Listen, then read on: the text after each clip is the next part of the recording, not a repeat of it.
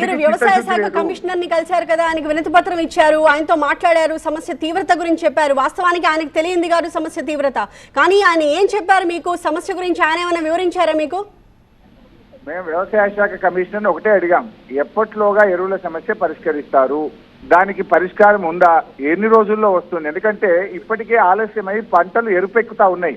ఆకలైనప్పుడు అన్నం పెట్టాలన్నట్టు పంటలకు కూడా సకాలంలో ఎరువులు వేస్తేనే పంట దిగుబడి వస్తుంది. ఆలస్యం అయితే పంట దిగుబడి తగ్గిపోతుంది. ఆరుగాలం కష్టపడ్డ రైతుకు సకాలంలో ఎరువులు అందించకపోతే ఇదేం ప్రభుత్వం అండి?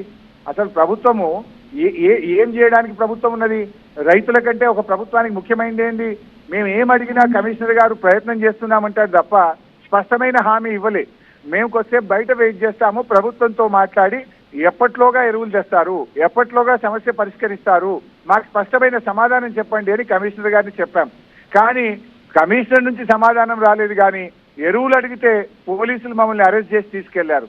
సరే, రాష్ట్ర సచివాలయం సెక్రటరేట్ ముందు కూడా మేము చీఫ్ సెక్రటరీని కలుస్తాము, చీఫ్ సెక్రటరీ దృష్టికి తీసుకుపోతామని వెళ్తే సచివాలయం దగ్గర మమ్మల్ని మళ్ళీ అరెస్ట్ చేశారు.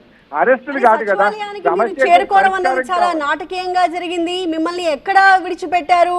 వాళ్ళ కళ్ళు కప్పి మీరు దిగి పరుగులు పెట్టారా ఏంటది? సరే, సచివాలయం దగ్గరికి వచ్చినప్పుడు అక్కడ వాహనం ఆగిపోయింది.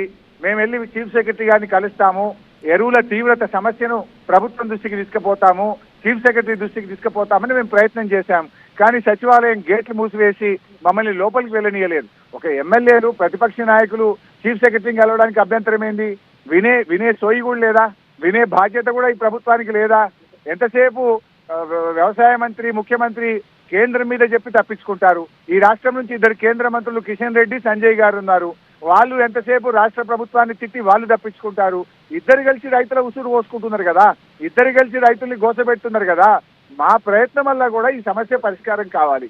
రాష్ట్ర కేంద్ర ప్రభుత్వాల మీద ఒత్తిడి పెంచి సమస్య తీవ్రతను వాళ్ళకి తెలియజేసి ఎరువులు తెప్పించి రైతుల కష్టాలు తీర్చాలన్నది ప్రధాన ప్రతిపక్షంగా మా పాత్ర మేము నిర్వహించే ప్రయత్నం చేస్తున్నాం.